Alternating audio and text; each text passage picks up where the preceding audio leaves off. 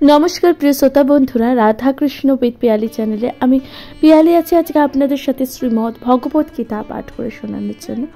প্রিয় শ্রোতা বন্ধুরা, আজকের আলোচ্য বিষয় ষোড়শ অধ্যায়, অর্থাৎ ষোড়শ অধ্যায় দিবাসুর সম্পদ ও বিভাগ যোগ।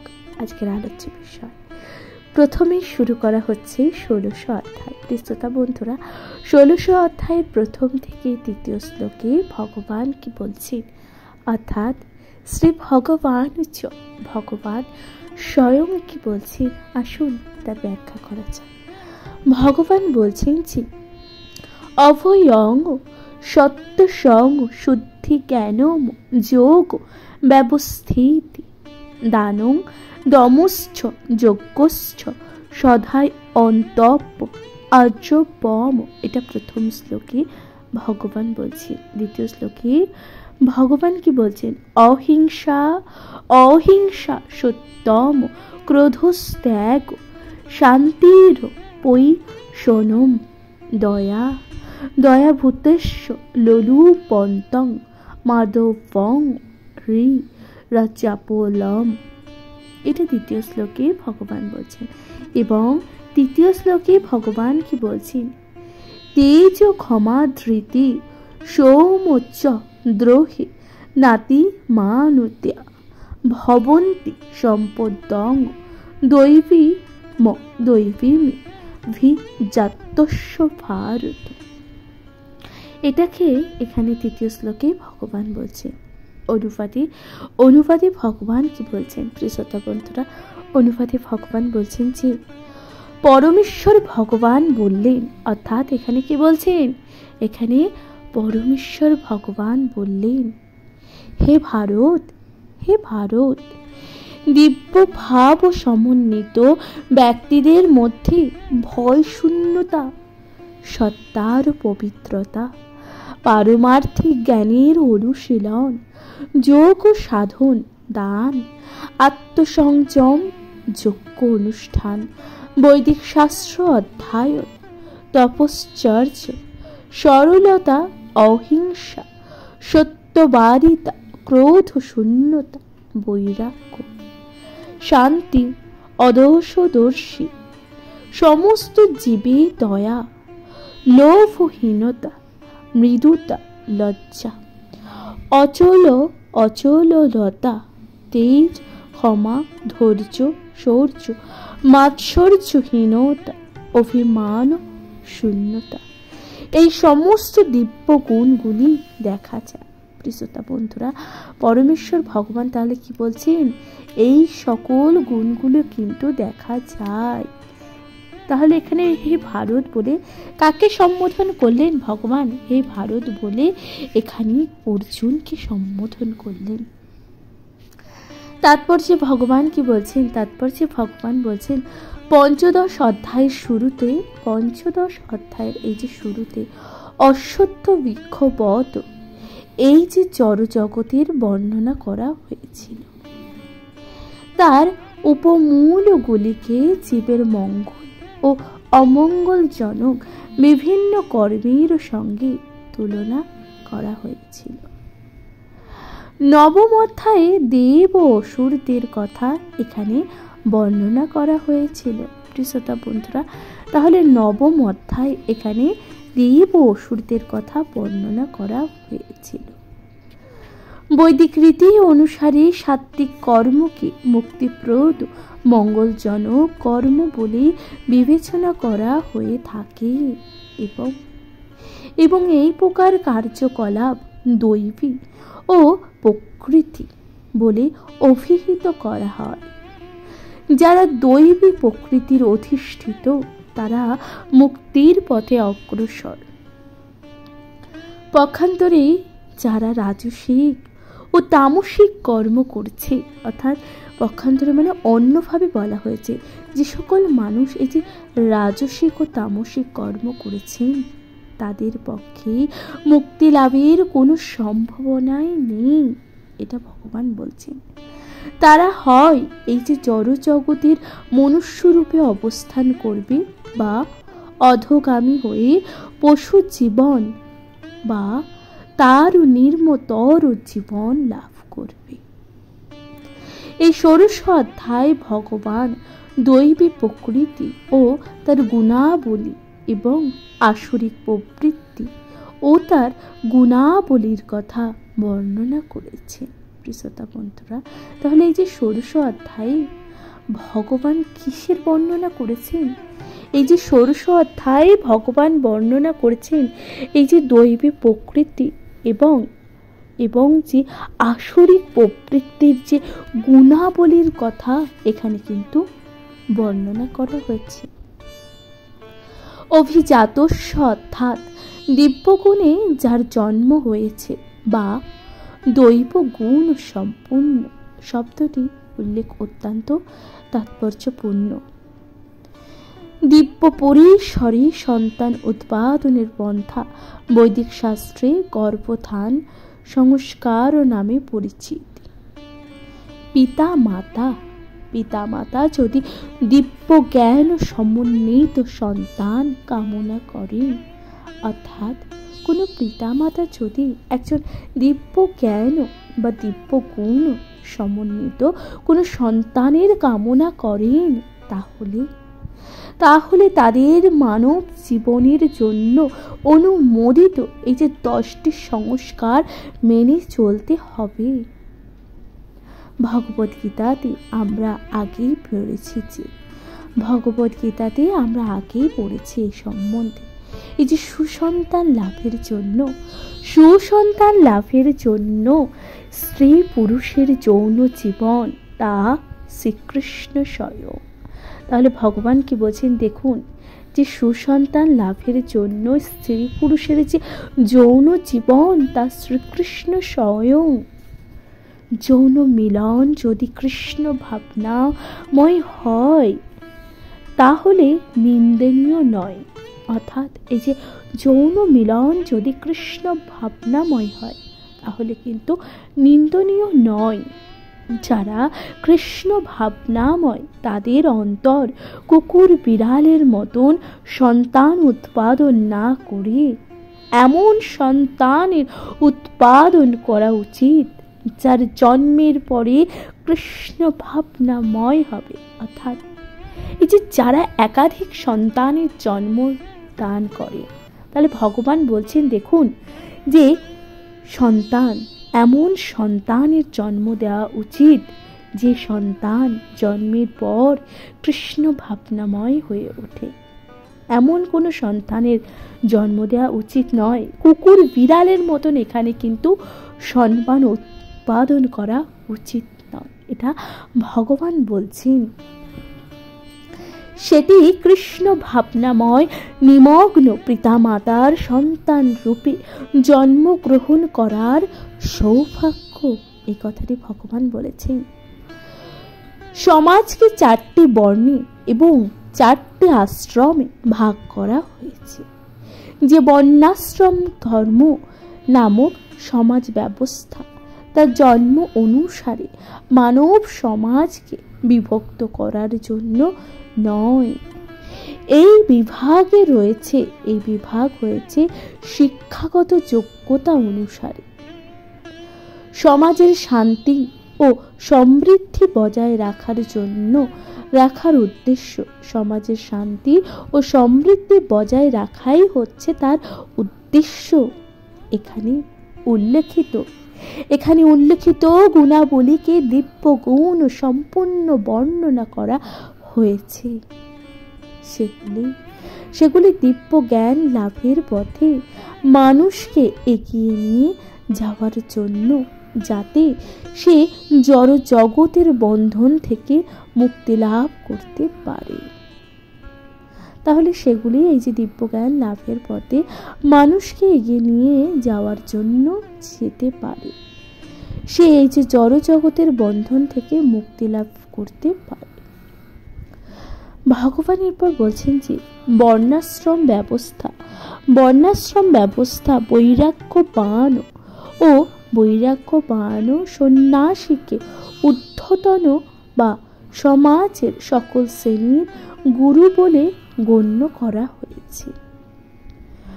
ব্রাহ্মণকে ক্ষত্রিয়, বৈশ্য ও শূদ্র সমাজের এই যে তিনটি বর্ণের গুরু বলে গণ্য করা হয়েছে। তাহলে ব্রাহ্মণকে ক্ষত্রিয়, বৈশ্য ও শূদ্র এই যে তিনটি বর্ণের গুরু বলে গণ্য করা হয়েছে। কিন্তু সন্ন্যাসী যিনি এই সমাজে শীর্ষস্থানীয় অধিষ্ঠিত, তিনি ব্রাহ্মণদেরও গুরু। অর্থাৎ সন্ন্যাসী কিন্তু সকলের গুরু, এটা ভগবান বলছে। সন্ন্যাসীর প্রথম যোগ্যতা হচ্ছে ভয় ও শূন্যতা। অর্থাৎ কোনো মানুষ যদি সন্ন্যাসী হয়ে থাকে তাহলে তার জীবনে কিন্তু কোনো ভয়ই থাকবে না, তার জীবন পুরোপুরিভাবে ভয় শূন্যতা হয়ে উঠবে। কারণ সন্ন্যাসীকে একাকেই সম্পূর্ণ সহায় সম্বলহীন হয়ে কেবলমাত্র পরমেশ্বর ভগবানের কৃপার উপর নির্ভর করে থাকতে হয়। যদি তিনি মনে করেন যে আমার সমস্ত সম্পর্ক ছিন্ন করার পরে কে আমায় রক্ষা করবে, অর্থাৎ যদি তিনি মনে করেন যে এই যে আমার সমস্ত সম্পর্ক ছিন্ন করার পরে কে আমাকে রক্ষা করবে, তাহলে তার পক্ষে সন্ন্যাস আশ্রয় গ্রহণ করা উচিত নয়। তাকে সম্পূর্ণভাবে বিশ্বাস করতে হবে যে শ্রীকৃষ্ণ বা পরমেশ্বর, তাকে সম্পূর্ণভাবে এটা বিশ্বাস করতে হবে যে শ্রীকৃষ্ণ বা পরমেশ্বর ভগবান পরমাত্মা রূপী সর্বদাই তার হৃদয়ে রয়েছেন। একথা বলছেন ভগবান।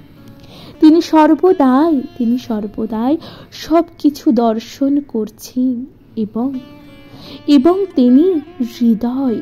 তিনি হৃদয়ের সমস্ত বাসনাগুলিকে কথা জানেন। এভাবেই তাকে দৃঢ় প্রত্যয় সম্পূর্ণ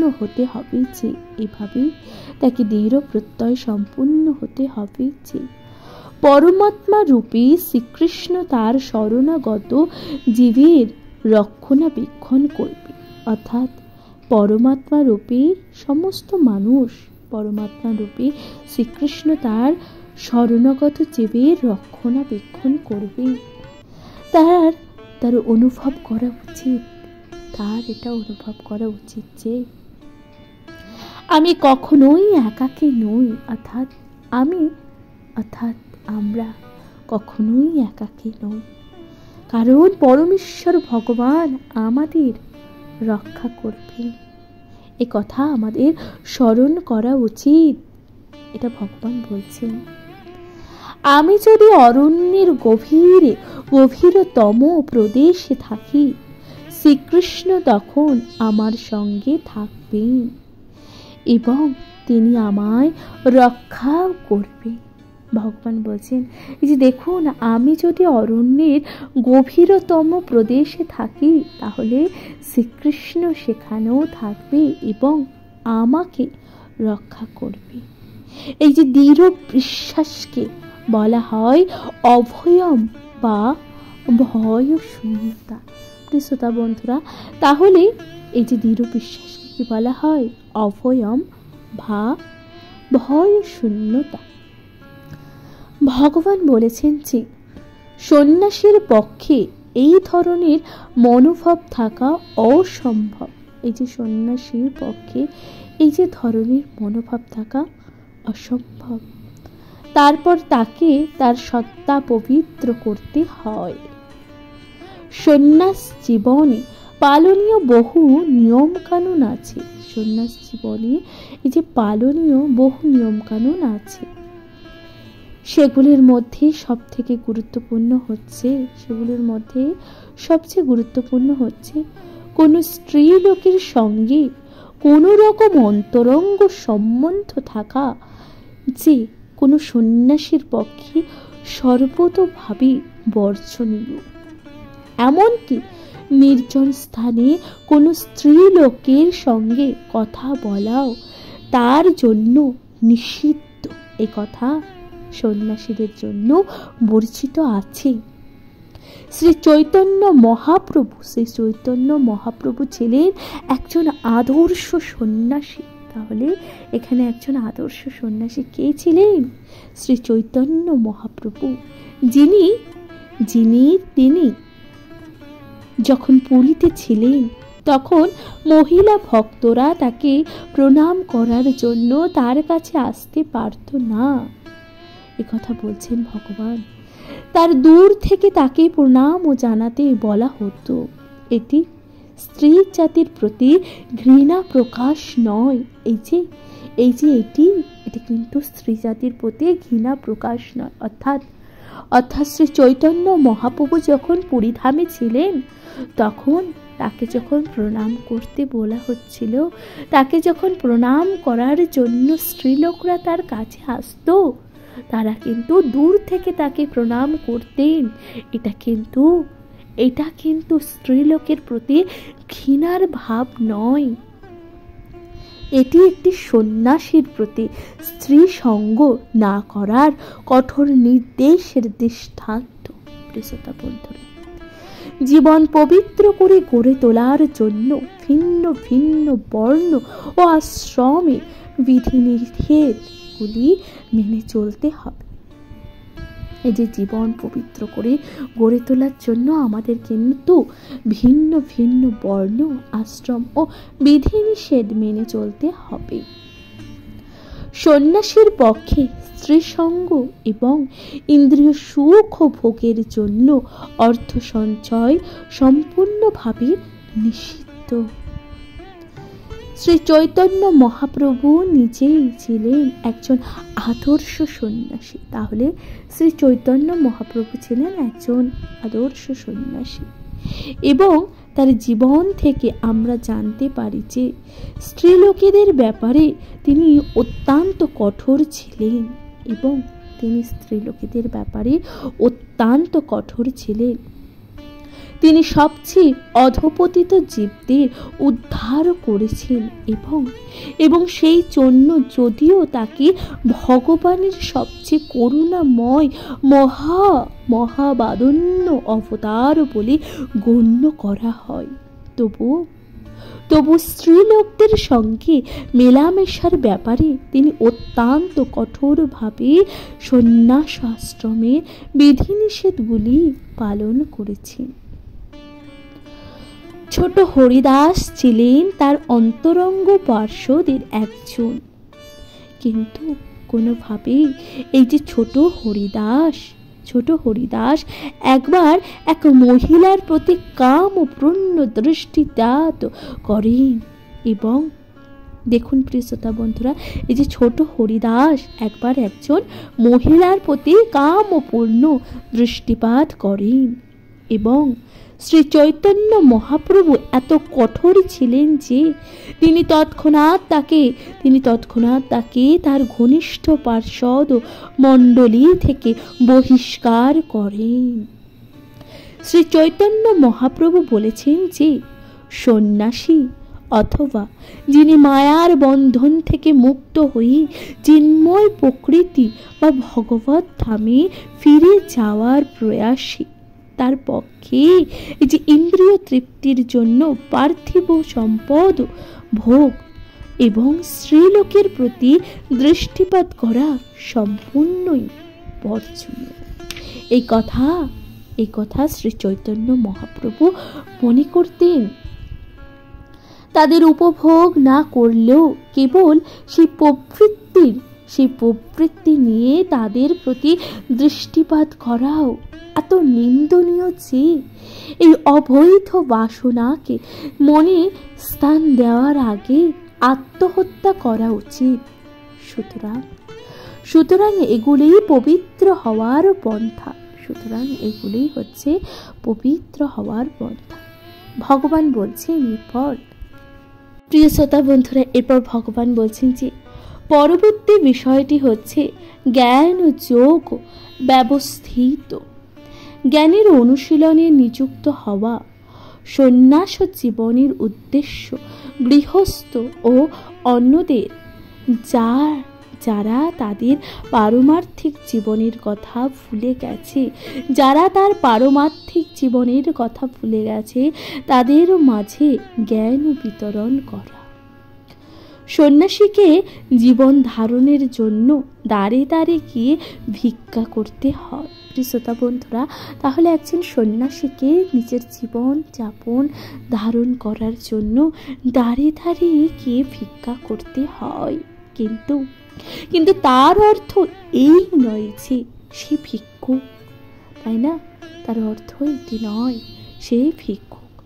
দিব্যস্তরে অধিষ্ঠিত পুরুষের একটি গুণ হচ্ছে দৈন্য, এবং সেই দিনও তার বর্ষভূত হয়ে সন্ন্যাসী দাঁড়ে দাঁড়ে গমন করে ঠিক ভিক্ষার উদ্দেশ্য নয়, কিন্তু গৃহস্থদের কাছে গিয়ে তাদের কৃষ্ণ চেতনায় জাগিয়ে তোলায় সেই সন্ন্যাসীর কর্তব্য।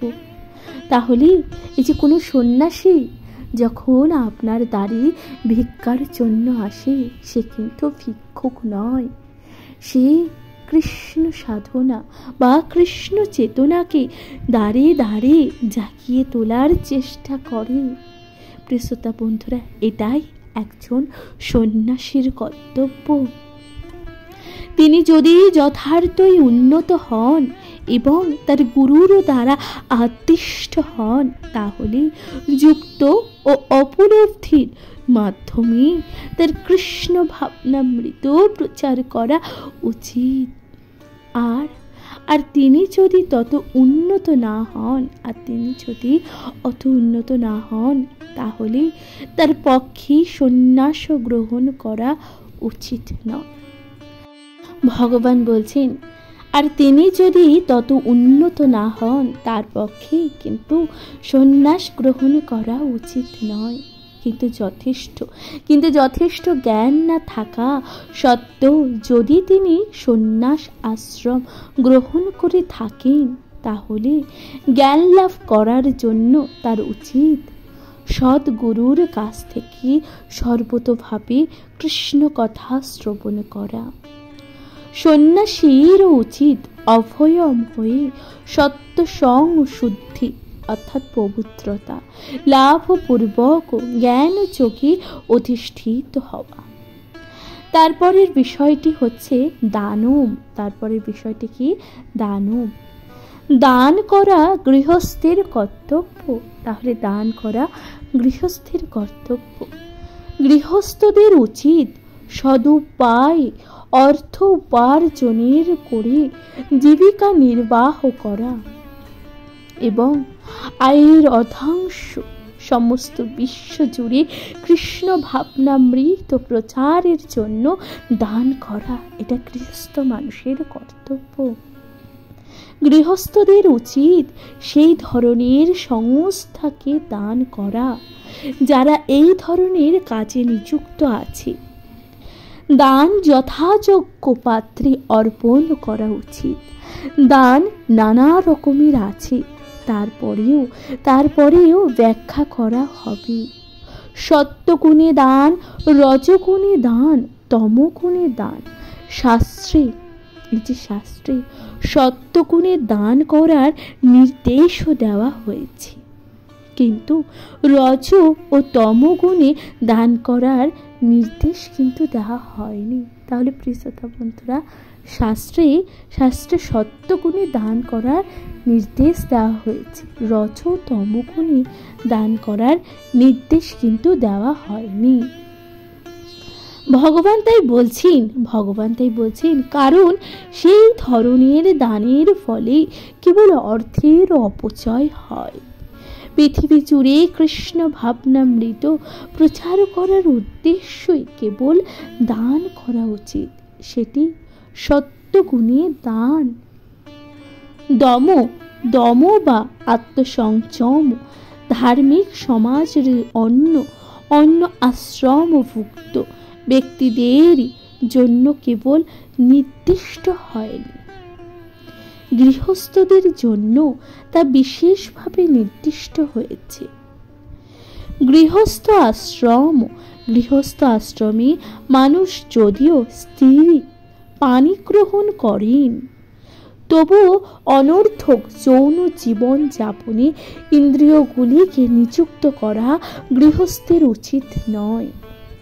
গৃহস্থের যৌন জীবনও বিধি নিষেধের দ্বারা নিয়ন্ত্রিত, যা কেবল সন্তান উৎপাদনের জন্য অনুষ্ঠিত হয়। এই যে সন্তান উৎপাদনের উদ্দেশ্য ব্যতীত স্ত্রীর সঙ্গে যৌন সুখ ভোগ করা উচিত নয়। তাহলে গীতায় বলছে যে সন্তান উৎপাদনের জন্য যৌন সঙ্গম করা উচিত, এবং যৌন সঙ্গম কিন্তু স্ত্রীর সঙ্গেই করা উচিত। সুতরাং এটা গীতায় বলছে যে সন্তান উৎপাদন ব্যতীত স্ত্রীর সঙ্গে যৌন সুখ ভোগ করা উচিত নয়।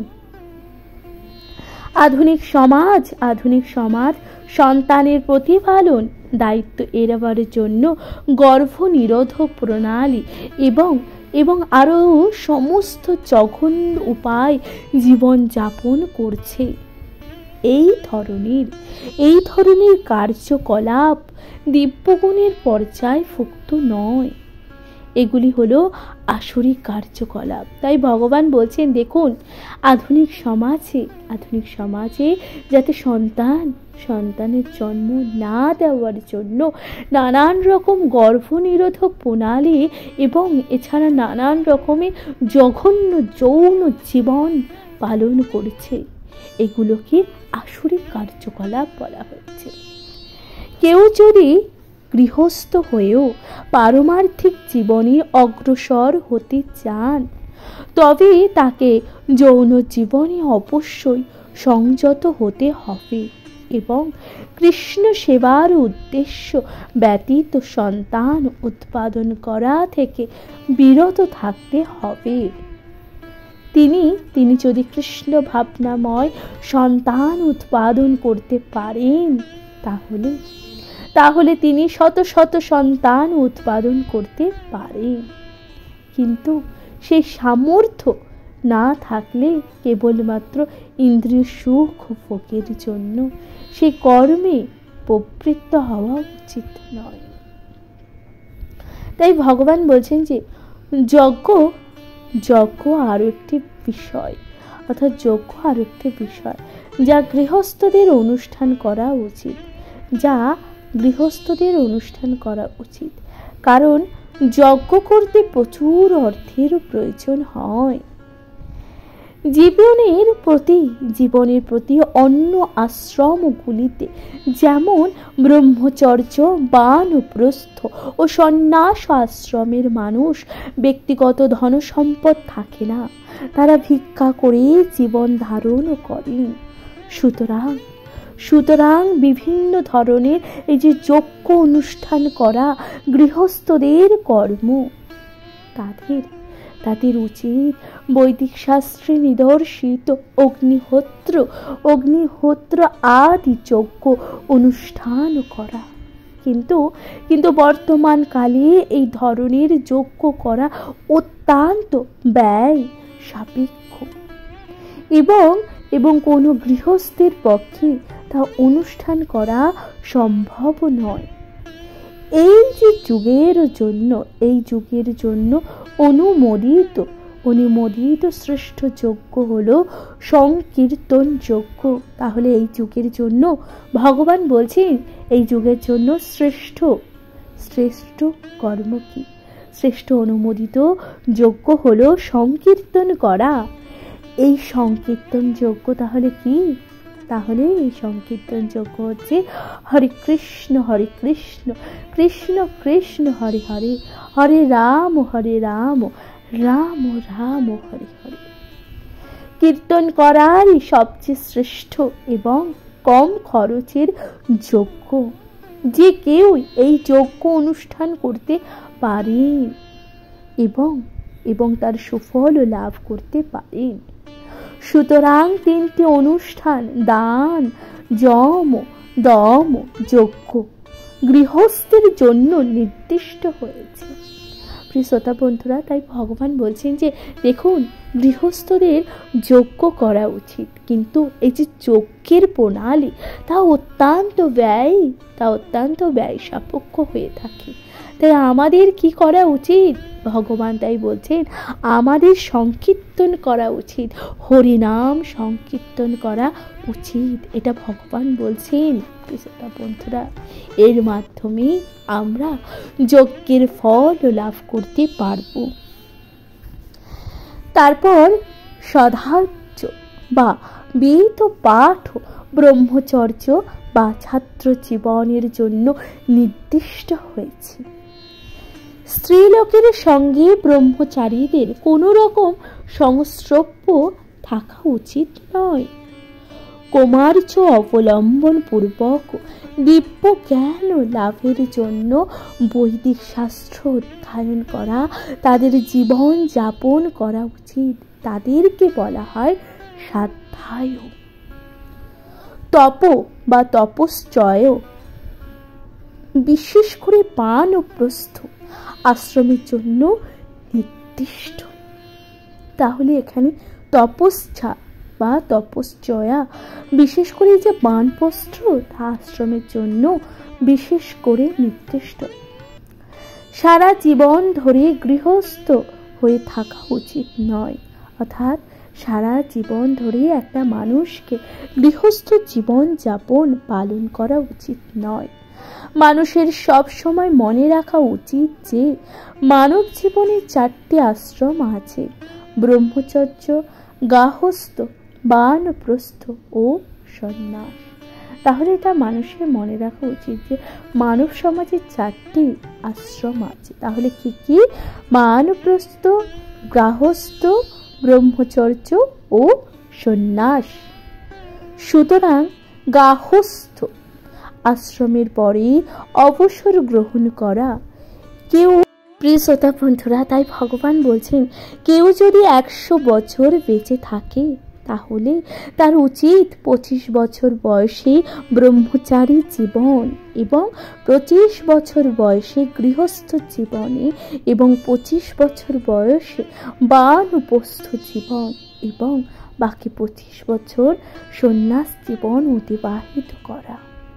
তাহলে ভগবান কত সুন্দরভাবে ব্যাখ্যা করেছেন দেখুন।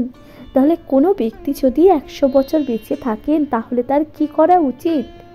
তাহলে তাকে ভগবান বলছেন যে প্রথম 25 বছর তাকে কিন্তু ব্রহ্মচারীভাবে থাকতে হবে এবং দ্বিতীয় 25 বছর তাকে গৃহস্থ জীবন যাপন পালন করতে হবে এবং তৃতীয় 25 বছর তাকে বানপ্রস্থ জীবনে থাকতে হবে এবং অন্তিম 25 বছর তাকে সন্ন্যাস জীবন অতিবাহিত করতে হবে। এগুলি বৈদিক ধর্ম আচরণের জন্য নিয়মানুসারে বর্তিত নির্দেশ। গৃহস্থ জীবন থেকে অগ্রসর বা অবসর প্রাপ্ত মানুষকে অবশ্যই দেহ, মন ও জিহ্বার তপস্যা করা বা অনুশীলন করা উচিত। এরপর ভগবান বলছেন দেখুন, এই যে গৃহস্থ জীবন থেকে মানুষ যখন অবসর প্রাপ্ত হন, মানুষকে নিজের দেহ, মন ও জিহ্বার সাথে তপস্যা করতে হয়, অর্থাৎ তপশ্চর্যা করতে হয়। সেটি হচ্ছে তপস্যা। সমস্ত বর্ণাশ্রম ধর্ম পালনকারী সমাজ তপস্যা করার জন্য, তপস্যা ছাড়া কোনো মানুষ মুক্তি লাভ করতে পারে না। প্রিয় শ্রোতা বন্ধুরা, তপস্যা ছাড়া কোনো মানুষ কিন্তু মুক্তি লাভ করতে পারেন না। তপস্যা করার কোনো প্রয়োজন নেই। ভগবান বলছেন নিজের কল্পনা প্রসূত এবং যে কোনো পথে তৈরি করে সিদ্ধ লাভ করা যাবে। এই মতবাদ বৈদিক শাস্ত্রে কিংবা ভগবদ গীতায় কোথাও অনুমোদিত করা হয়নি। এই ধরনের মতবাদগুলি আবিষ্কার করেছে কতগুলো ভণ্ড আধ্যাত্মিকবাদী, যারা কেবল লোককে ঠকিয়ে অনুগামী সংগ্রহ করার ব্যাপারে ব্যস্ত। যদি বিধিনিষেধ থাকে, নিয়ম কানুন থাকে, তাহলে মানুষ আকৃষ্ট হবে না। তাই বলছি যে ভগবান কি বলছেন, যদি বিধিনিষেধ থাকে, নিয়ম কানুন থাকে, তাহলে মানুষ কিন্তু আকৃষ্ট হবে না। তাই ধর্মের নামে যারা অনুগামী বাড়াতে চান কেবল লোক দেখানোর জন্য, তারা তাদের শিষ্যদের সংযত জীবন যাপন করার উপদেশ দেন না এবং নিজেরাও সংযত জীবন যাপন করেন না। কিন্তু বেদে সেই পন্থার অনুমোদন করা হয়। ব্রাহ্মণের গুণ, আর্যবর্ণ বা সরলতা জীবনের কোনো বিশেষ আশ্রমে মানুষদের অনুশীলনের জন্য কেবল নয়, এটা সকলের জন্য। তা যাই হোক না কেন, তা সে ব্রহ্মচারী হোক বা গৃহস্থই হোক বা বানপ্রস্থই হোক অথবা সন্ন্যাসী হোক, সকলের উচিত সরল অকপট জীবন যাপন করা। তাহলে সকলের কি উচিত? সরল অকপট জীবন যাপন করা। অহিংসা হলো কোনো জীবের জীবনের প্রতি রোগ না করা। কারণ এটি মনে করা উচিত নয় যে দেহকে হত্যা করলে যখন আত্মার বিনাশ হয় না, অর্থাৎ দেহকে হত্যা করলে আত্মার কিন্তু বিনাশ হয় না, তখন ইন্দ্রিয় তৃপ্তির জন্য পশু হত্যা করলেও কোনো ক্ষতি নয়। যথেষ্ট পরিমাণে শস্য, ফল এবং দুধ থাকা সত্ত্বেও এখানকার মানুষেরা পশু মাংস আহারে আসক্ত। গীতায় বলছে যে দেখুন, এখানে শস্য, ফল এবং দুধ থাকা সত্ত্বেও যথেষ্ট পরিমাণে তাও মানুষ সেই পশু হত্যা করে এবং পশু মাংস আহারে তারা আসক্ত থাকে। পশু হত্যা করার কিন্তু কোনো প্রয়োজন নেই, এই নির্দেশ সকলের জন্য। তাহলে গীতায় বলছে যে পশু হত্যা করা কিন্তু উচিত নয়, এই নির্দেশ করা হয়েছে। যখন আর কোনো বিকল্প উপায় থাকে না, তখন মানুষ পশু হত্যা করতে পারে, কিন্তু সেক্ষেত্রেও সেই পশুকে যজ্ঞের বলি হিসাবে নিবেদন করতে হয়। সে যাই হোক না কেন, মানুষের জন্য যখন যথেষ্ট খাদ্য রয়েছে, তখন আত্মতত্ত্ব জ্ঞান লাভের পথে উন্নতি সাধনের জন্য ইচ্ছুক ব্যক্তিদের পক্ষে পশু হত্যা করা উচিত নয়। যথার্থ অহিংসা হলো কারোর জীবনের প্রতি রোধ না করা। বিবর্তনের মাধ্যমে পশুরাও এক পশুদেহ থেকে অন্য পশুদেহে দেহান্তরিত হয়ে এগিয়ে চলেছে। যদি কোনো একটি পশুকে হত্যা করা হয়, তবে তার প্রগতি বাধাপ্রাপ্ত হয়। অর্থাৎ যদি কোনো পশুকে এখানে হত্যা করা হয়, তাহলে তার প্রগতি বাধাপ্রাপ্ত হয়। কোনো পশুর যখন কোনো নির্দিষ্ট শরীর, কোনো নির্দিষ্ট কাল অবস্থানের মেয়াদ থাকে, তখন তাকে তার পূর্বেই অবসরে হত্যা করা হলে তার বাকি সময় পূর্ণ করে উন্নততর প্রজাতির উন্নীত হওয়ার জন্য আবার সেই শরীরটি প্রাপ্ত হতে হয়। সুতরাং কেবলমাত্র জিহ্বার তৃপ্তির জন্য তার প্রগতি রোধ করা উচিত নয়, এটি অহিংসা। তাই বলছে শুধুমাত্র নিজের জিহ্বার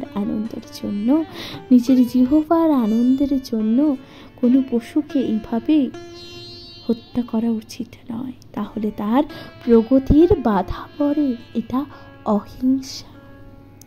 গীতায় বলেছে যে সত্যম শব্দের অর্থ ব্যক্তিগত উদ্দেশ্য সাধনের জন্য সত্যকে বিকৃত করা উচিত নয়। বৈদিক শাস্ত্রে কতগুলি কঠিন পরিচ্ছেদ আছে, বৈদিক শাস্ত্রে কতগুলি কঠিন পরিচ্ছেদ আছে, কিন্তু তার অর্থ বা উদ্দেশ্য সম্বন্ধে শিক্ষালাভ করতে হবে সদ্গুরুর কাছ থেকে। বেদে উপলব্ধি করা এটি পন্থা, বেদের উপলব্ধি করা এটি একমাত্র পন্থা। শ্রুতির অর্থ এই যে, শ্রুতির অর্থ এই যে নির্ভরযোগ্য সূত্র এবং শ্রবণ করা। ব্যক্তিগত উদ্দেশ্য সাধনের জন্য বা তার কতগুলো আক্ষরিক ব্যাখ্যা করা উচিত নয়। ভগবত গীতায় বহু ব্যাখ্যা আছে, এই যে ভগবত গীতায় বহু ব্যাখ্যা আছে, কিন্তু যা ভগবত গীতার মূল বিষয়বস্তুকে বিকৃত করছে। গীতার বাণীরও যথার্থ অর্থ করতে হবে এবং তা শিখতে হবে সদ্গুরুর কাছ থেকে। তাহলে এই যে গীতার বাণীর যথার্থ অর্থ প্রকাশ করতে হবে এবং তা শিখতে হবে কোথা থেকে? সদ্গুরুর কাছ থেকে। তাই ভগবান বলছেন যে অক্রোধ কথাটির অর্থ ক্রোধ দমন করা। ক্রোধের উদ্বেগ হলো সহিষ্ণু হয়ে তা দমন করতে হবে, কারণ একবার ক্রুদ্ধ হয়ে সমস্ত শরীর কুরুষিত হয়ে যায়। ক্রোধ রজগুণ ও কামের প্রতিনিধি। সুতরাং যিনি এই যে অপ্রাকৃতিক স্তরে অধিষ্ঠিত, তার পক্ষে ক্রোধ দমন করা অবশ্যই কর্তব্য, এটা ভগবান বলছেন। তাই ভগবান এখানে বলছেন যে, প্রিয় শ্রোতা বন্ধুরা, তাই ভগবান এখানে বলছেন যে অপৈশুনম অর্থে অনর্থক অপরের দোষ ও দর্শন না করে তাদের সংশোধন করা থেকে বিরত থাকা। অবশ্য একটি চোরকে চোর বলা পরনিন্দা নয়, কিন্তু এখানে আবার বলেছেন যে একটি চোরকে চোর বলা কিন্তু এখানে পরনিন্দা নয়। কিন্তু বিশেষ করে পারমার্থিক জীবনের উন্নতি সাধনের রত মানুষের পক্ষে একজন সৎ ব্যক্তিকে চোর বলা মস্ত বড় অপরাধ। তাই অন্যভাবে বলছি যে একজন সৎ ব্যক্তিকে যদি এখানে চোর বলা হয় তাহলে কিন্তু এটা মস্ত বড় অপরাধ। সাধনের অর্থে বিনয়ী হওয়া এবং কোনো অবস্থাতেই কোনো জঘন্য কর্ম করা এবং অচাপালক কথাটির অর্থ কোনো প্রতিষ্ঠাতেই উত্তোলিত বা নিরাশ না হওয়া। কোনো প্রচেষ্টার ব্যর্থতা আসতে পারে এবং তাই ভগবান বলছেন কিন্তু সেই জন্য দুঃখিত হওয়া উচিত নয়। ধৈর্য ও দৃঢ় প্রত্যয়ের সঙ্গে এড়িয়ে যেতে হবে। তাই জীবনে কিন্তু ব্যর্থতাও আসতে পারে, তার ফলে সেই জন্য দুঃখ পেতে হয় না এবং তার জন্য কি করতে হয়? ধৈর্য দৃঢ় প্রত্যয়ের সঙ্গে সেই যে দুঃখের সময়কে এড়িয়ে যেতে হবে। এখানে তেজ শব্দটি ব্যবহার করা হয়েছে ক্ষত্রিয়দের জন্য। তাহলে এখানে যে তেজ শব্দটি ব্যবহার করা হয়েছে কাদের জন্য? ক্ষত্রিয়দের জন্য। ক্ষত্রিয়দের ধর্ম হচ্ছে অত্যন্ত শক্তিশালী হয়ে দুর্বলকে রক্ষা করা। তাহলে ক্ষত্রিয়দের ধর্ম কি? নিজে অত্যন্ত শক্তিশালী হয়ে দুর্বল যারা থাকে তাদের রক্ষা করা। তাদের তথাকথিত অহিংসা নীতি অবলম্বন করা উচিত নয়। যদি হিংসার প্রয়োজন হয় তাহলে তাদের প্রদর্শন করতে হবে, কিন্তু শত্রুকে দমন করতে পারলে কোনো ক্ষেত্রে দয়া প্রদর্শন করাও যেতে পারে। এই যে সামান্য দ্রষ্টটির ক্ষমাও করা যেতে পারে। শৌচম অত্তে শুচিতা কেবল দেহ ও মনেকেই বা মনেরই নয়। তাহলে শৌচম, প্রিয় শ্রোতা বন্ধুরা, তাহলে শৌচম কথাটির অর্থ কি? শৌচম কথাটির অর্থ আপনাকে অর্থাৎ আপনার আচরণের মানুষকে শুচি হতে হবে। এটি বিশেষ করে বৈশ্যদের জন্য। তারা কালোবাজিরা করে অর্থ উপার্জন করা উচিত নয়। নাতি মানিতা অর্থাৎ অভিমান শূন্যতা অর্থাৎ সম্মানের আকাঙ্ক্ষা না করা শূদ্রদের ক্ষেত্রে প্রযোজ্য। যারা বৈদিক নির্দেশ অনুসারে চতুর্বর্ণের সংনির্মে স্থিত, অনর্থক দম্ভ বা অভিমানে মত্ত হওয়া তাদের কখনোই উচিত নয়। তাদের উচিত নিজস্ব স্থিত অবস্থা বজায় রাখা। শূদ্রদের কর্তব্য হল সামাজিক স্থিতি রক্ষা করার জন্য উচ্চতর বর্ণগুলোকে সম্মান প্রদর্শন করা। যে 26টি গুণের কথা এখানে বর্ণনা করা হয়েছে, তার সব কয়েকটি দিব্য গুণাবলী।